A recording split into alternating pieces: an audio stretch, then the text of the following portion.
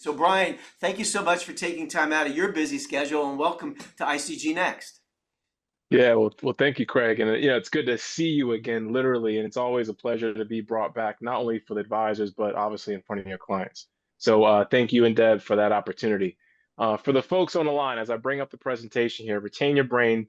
I'm sure many of you are thinking, oh, this is going to be a presentation around, tricks to improve my brain health. And it's really meant to be a couple different things, not as much tricks, but as Craig mentioned, we're all living longer, right? So to put this whole longevity kind of thought process in context, the person to live to 150 years old, according to the University of Georgia, has already been born, right? So we're not just living longer in concept, studies, modern medicine, technology.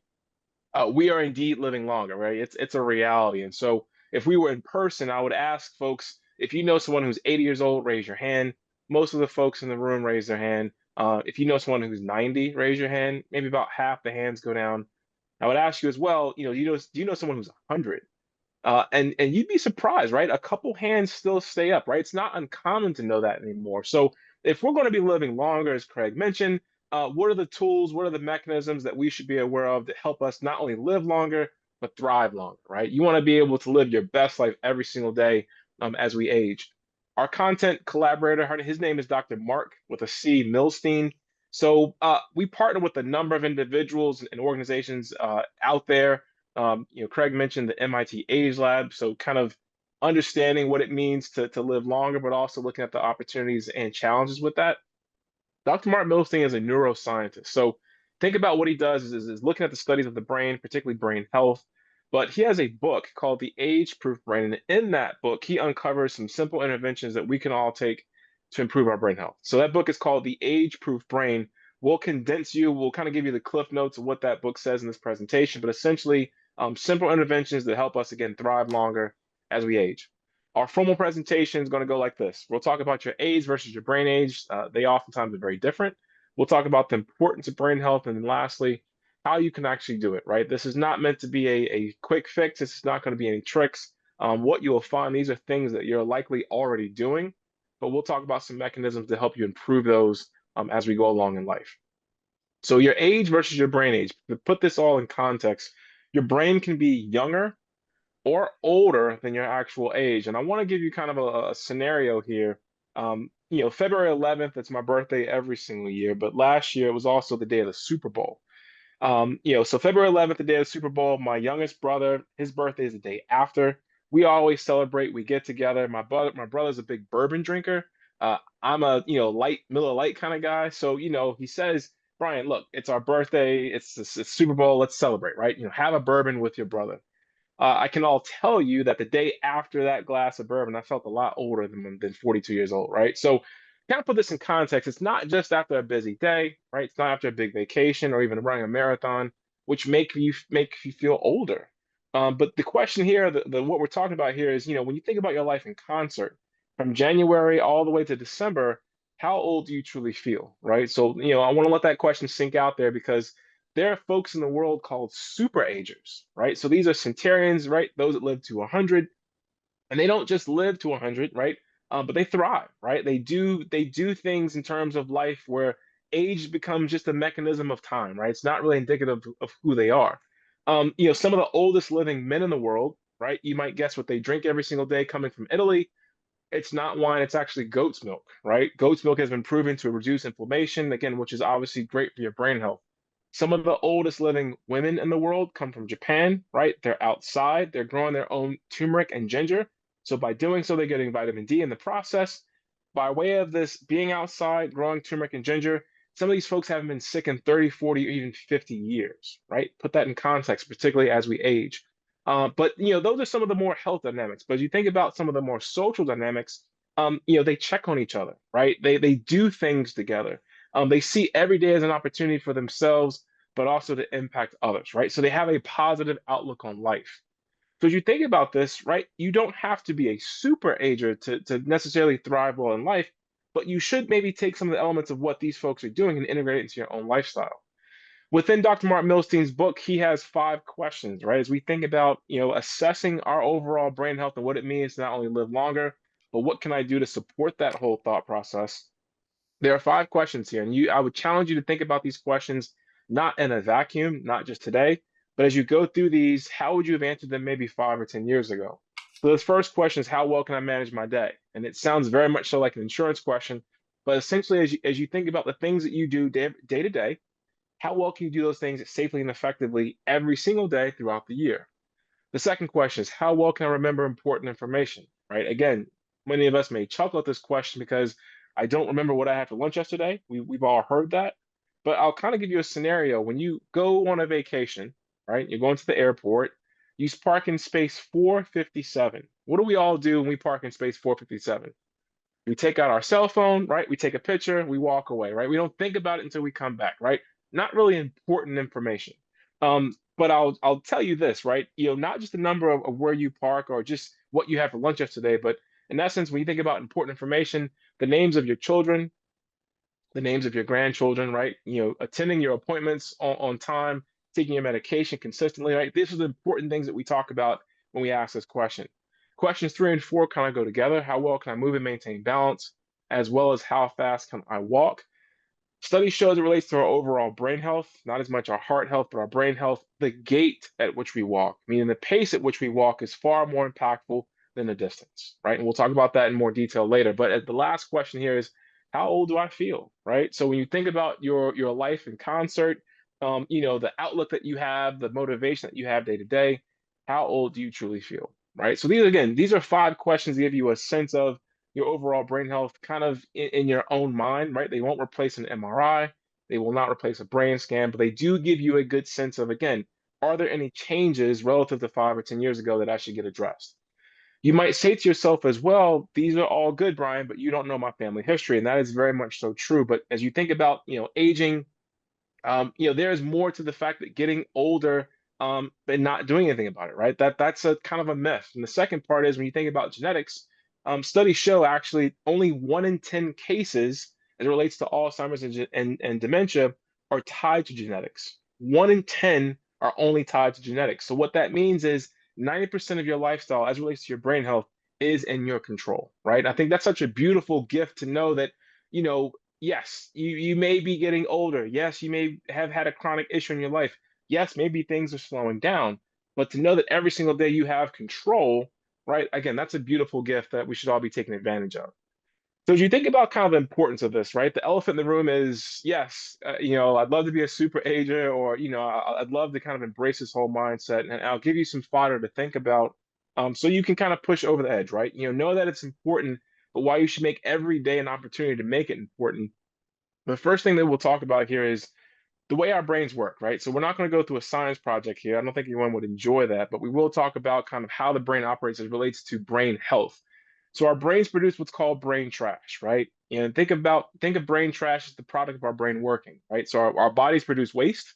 Our brains do the same thing. So our brains weigh about 3 pounds and produce about 5 pounds of brain trash per year. The older we get, right, the more buildup, that we can have of brain trash in our brain, right? The brain trash can lead to what we see as Alzheimer's and dementia. What you see here to the left, right? These are going to be a series of healthy neurons.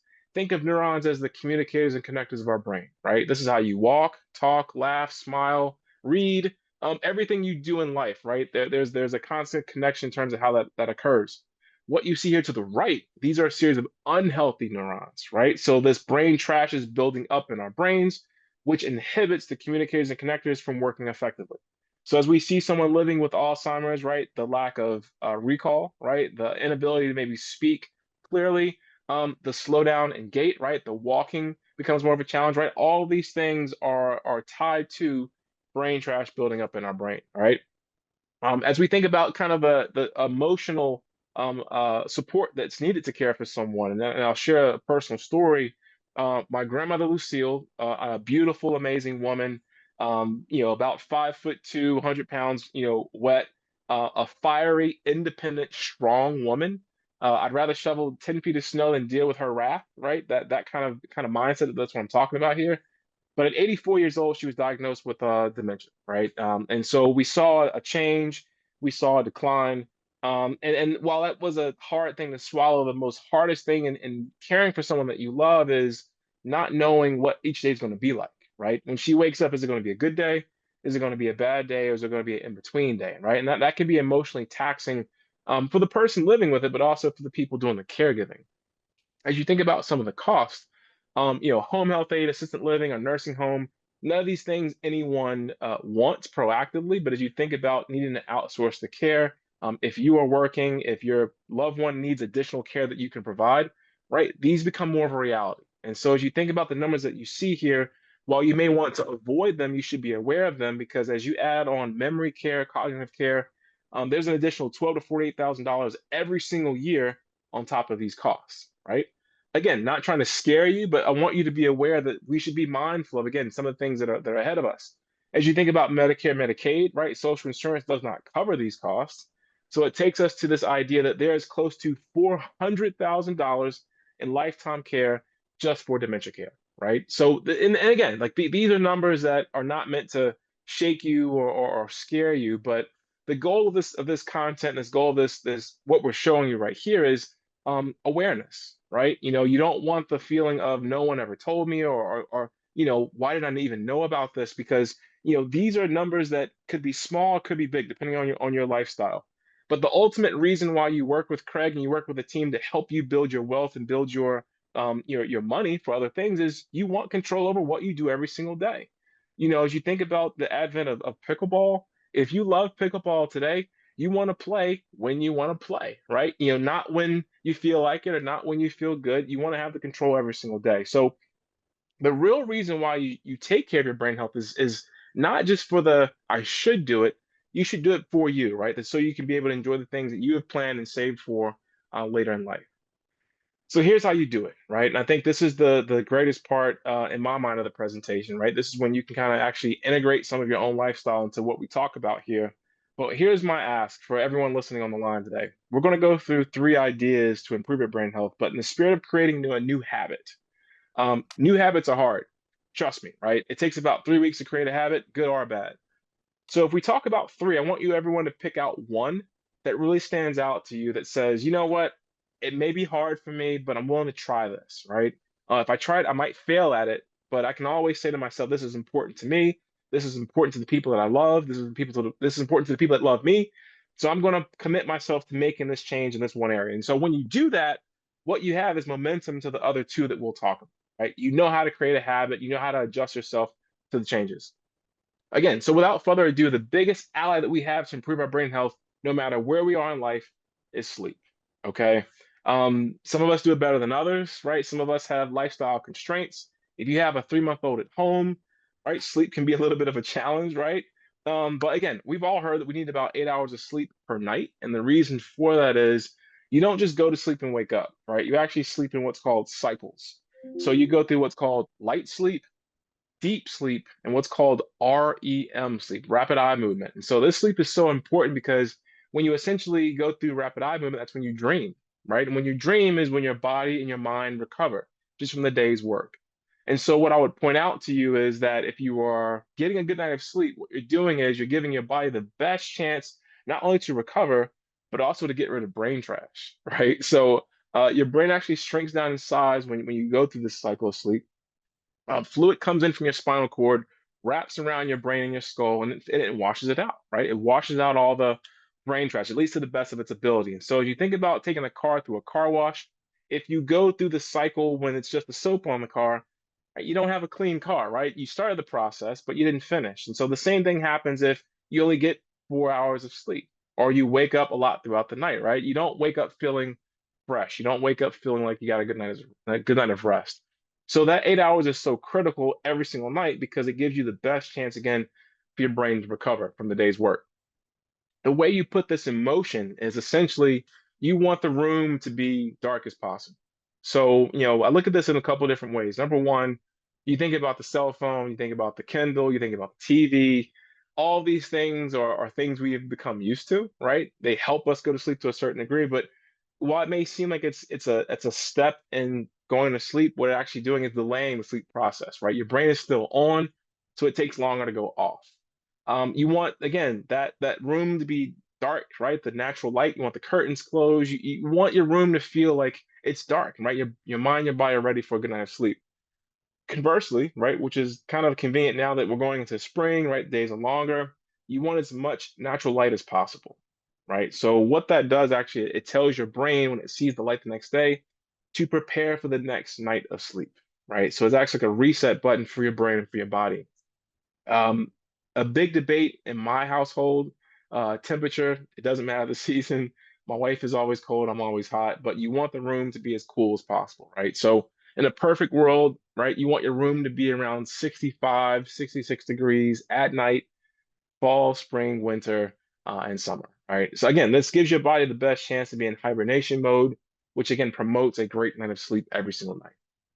As we move on, eating, right? So we've all heard the phrase, you are what you eat. And so there are mechanisms in place in terms of knowing there's a direct correlation between your brain and your gut. If you have a glass of wine too late, for example, it may help you fall asleep, but essentially your brain can use it as a mechanism to wake you up later, right? So the alcohol and melatonin kind of acts as a stimulant and it wakes you up, right? Rapid heartbeat, just kind of feeling unsettled and inability to go back to sleep.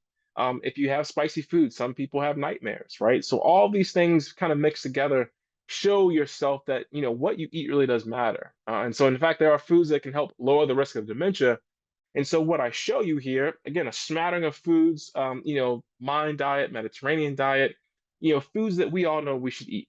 So, if you think about the idea of using fruits and vegetables, um, this is as organic as it gets from conversation's sake, right? Just vitamins and minerals that we all need to survive.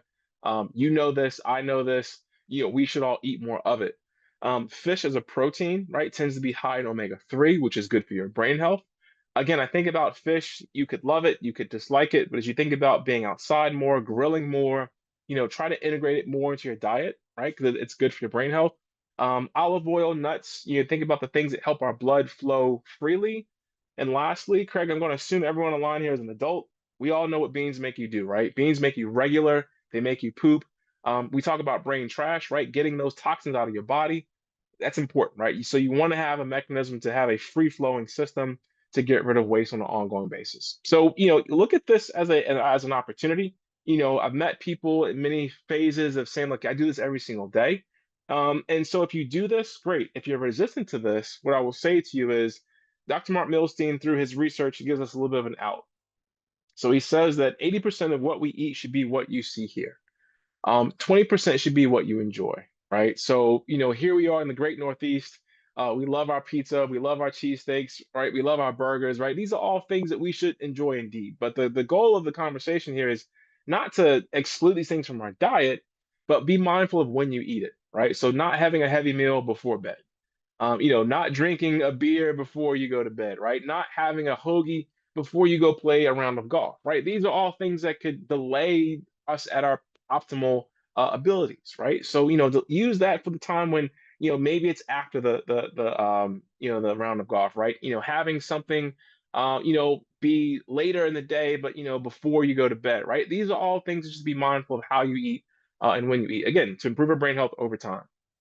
So as we think about the next phase, sleep, eating, the last one's going to be exercise. So, exercise takes on both the physical and the mental, and we'll start with the mental here because, our brains need to react, our brains need to think, right? Literally. So, stress in the form of exercise can be a good thing. And so, stress in small doses. I know that there's been a lot to stress us, as of lately with the markets for sure.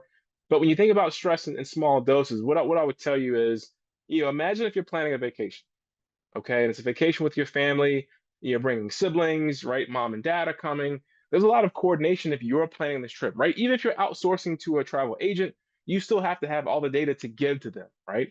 So in essence, it's stressful knowing what people need. If someone has a food allergy, where to stay, just the logistics of planning can be really stressful. But the reward of the stress, memories, right? Experiences, right? Things that you can reflect on and say, you know what, I'm so happy we did this together.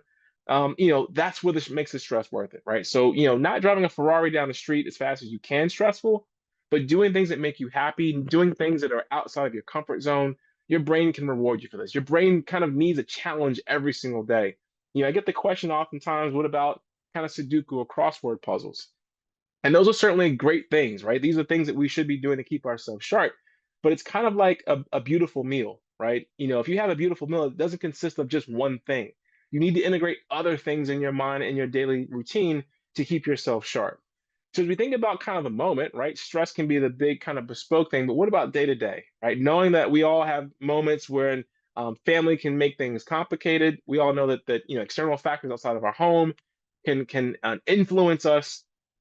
If you take the breathing exercise, for example, right? If you can inhale positivity, exhale anxiety 3 times over, just deep breath in, deep breath out, 3 times over. What you can do in that moment is reduce stress by 20%, right? Just saying to yourself, you know what, I'm going to take a deep breath 3 times over. You will feel better. You will be more profound. You will be more yourself in that moment if you can do that.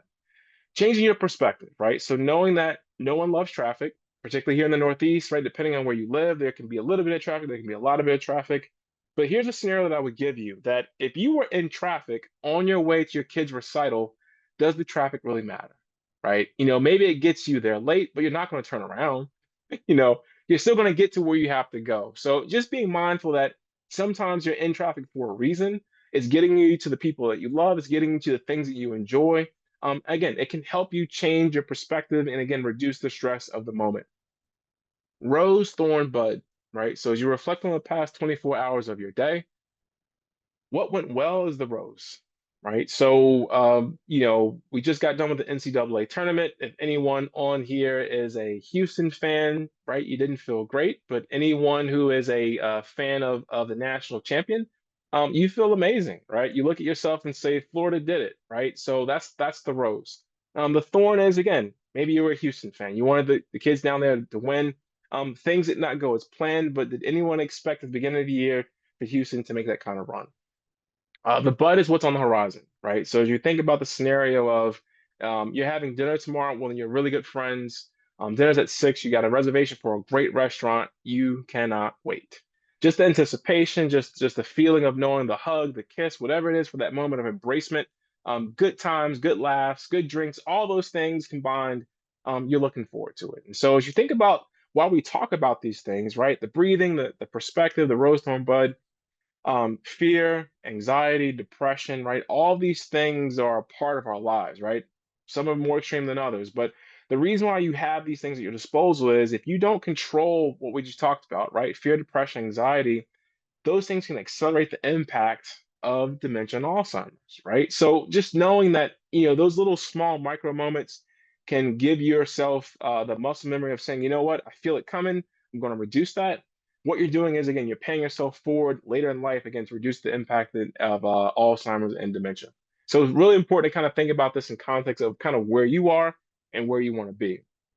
If you think about physical, right? So the physical exercise of moving and getting out there, if you're taking notes, please do write this down. If you can walk for 30 minutes per day, 15 minutes in the morning, 15 minutes in the evening, right? So, the 30-minute bucket, 30 minutes per day, what you're doing is reducing the risk of dementia by 65%, right? Walking 30 minutes per day can reduce the risk of dementia by 65%. So if you think about, again, I love scenarios, but if you were going for a walk, you're saying to yourself, we're going to go for a walk. What's the first thing you have to do before you go on a walk? You walk outside, you have to kind of assess, is it hot? Is it cold? Is it windy? Is it raining? What are the conditions, right? For this walk. Once I'm on the walk, I say to myself, I'm going to go down the hill and to the right, right? So if I do so, am I crossing a busy street? Is there a neighbor that I kind of want to avoid that maybe talks too much, right? Are there things that I have to consider, right? Uphill, downhill? Again, what are the physical conditions for this walk, right? But the most important element to walking in our brain that's really impactful is once I get from point A, my house, to point B, let's call it a turnaround point, I have to do what? Got to get back, right? I have to leverage recall to retrace my steps to get back to my original point. And so, as you think about walking and it being powerful, yes, it's a very mundane and sometimes tedious task, but our bodies need to move. Our bodies have to think. Our bodies have to kind of figure things out. And so, to kind of put this all in context too, if you are caring for someone with Alzheimer's and dementia today, there are many things that you don't want them doing by themselves. I'm sure we can all agree, though, the one thing we don't want them doing by themselves is walking, right? We don't want them getting on the bus. We don't want them getting in the cab, right? We don't want them going away from home because the ability to get back has been impacted, right? So just being mindful of this, and if you can't walk, right, there are two other exercises that are equally as powerful, especially day to day. Swimming, right? You think about swimming, your body's kind of in flight or fight mode, right? Just it's in survival mode to a certain degree, so it's great for your brain, great for your body. All forms of swimming, right? All aquatic exercises. The last one's going to be dancing. So, the joke that I've heard before, if you go to a wedding, for example, DJ's done, band is taking a break. The dance floor opens up, right? So father, son, daughter dance is already done. Who are the first people on the dance floor? Um, it's kids and people who can't dance, right? So, to kind of put that in context for your brain, right? It's fun, it's something to do different. You're kind of letting loose. Maybe the spirit kind of helps motivate that. That's okay. But it's just a fun thing to do. And so if you don't love walking or if you don't love swimming, dance is a great kind of outlet again to get yourself moving, get your brain thinking in context. So, putting things in motion can be hard, but I want to kind of give you the acronym CARS, CARS, as you think about kind of doing new things, right? Kind of having perspective of how can I make this something I do every single day, make it a part of my daily routine. The setting up the cue, right? So not just saying that I'm going to do it, but putting the shoes by the door so my brain sees that we're going to do it, right? Because what happens, right? I get off this call now, I say I'm going to take a 15-minute walk before I pick my daughter up to school. What happens when I get off this call? I don't go for a walk, right? And it's not the reason that I don't have good motivation or good intentions. I get a text message. My wife wants to talk about something. The dog is asking, can he go outside, right? Life kind of gets in the way of things. And so when you see something, your brain says, oh, yes, we're going to go for a walk, right? So it gives you a better chance of success when you actually see something that you need to do. The A in cars is action, right? So be intentional about what you do. So in this example, we go to the store 4 or 5 times a week. I don't know what we buy, I don't know why we go, but I've said to myself that I have to go to the store of any sort, you name the store. I'm going to park further away, but I'm also going to say I'm going to let the windows down if it's a nice day. I'm going to call someone on my way to the store, quick hello, how you doing? Let you know I'm thinking about you. I'm going to make that moment about me. I'm gonna be selfish for a little bit and make it about me. As opposed to just kind of going through the mundane routine of going to the store, coming home, right? So, be actionable about it, right? In the R and cars, when you do these things, you feel good about it. There's a reward of doing something that you said you would do. It just feels great. And so the S in cars is find a support system, right? So find someone that you can hold accountable to do things, but that can also hold you accountable to get it done, right? So I always kind of point to the spouse. Don't just say, hey, you haven't walked. Say, we haven't walked, right? Let's go for a walk together. Have accountability partner because again, you will find better success in doing things consistently.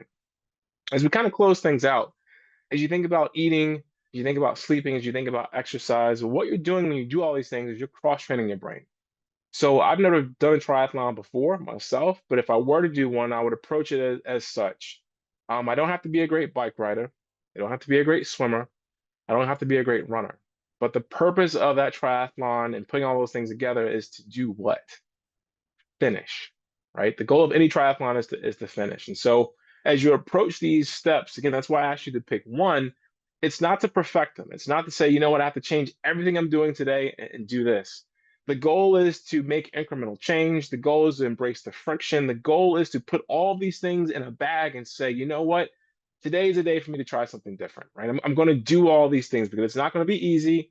There's going to be frustrating moments. There's going to be external factors. Your brain's going to say, we don't have to do this, right? We don't even know Brian, right? So don't worry about, what he said. Let's keep doing what we're doing, right? But the goal here is when you do it, there's so much success on the other side of doing these things. And so I'd also ask you to give yourself grace, right? Walking can be a big thing to some and a very minor thing to others. But as you think about your own day, your own tolerance, there are things you can do to kind of mix things up throughout the day, right? So maybe it's walking one day, but on Tuesday it's doing something different.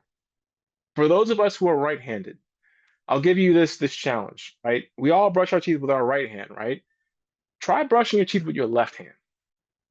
Just try it, right? I can tell you that it can be done, but it's a little bit more challenging, right? It kind of feels like kind of running with the left foot, right? So give yourself the grace of knowing that little things add up, right? Doing this crossword puzzles, doing the Sudoku, brushing teeth with your left hand, trying a new recipe. One that I found out a couple months ago that I thought was beautiful is when you go on a vacation, take a coloring book for yourself, not for your kids or grandkids, right? For yourself. And just imagine the moment of just coloring for 5 or 10 minutes and the freedom and the grace you give yourself to be creative. That element of being a kid again. We can learn a lot from kids. Just the kind of unboundless ability to just create and do different things. And so trying something new or trying something old that you used to do, again, is a beautiful thing for your brain. It's such a positive way to improve your brain health over time.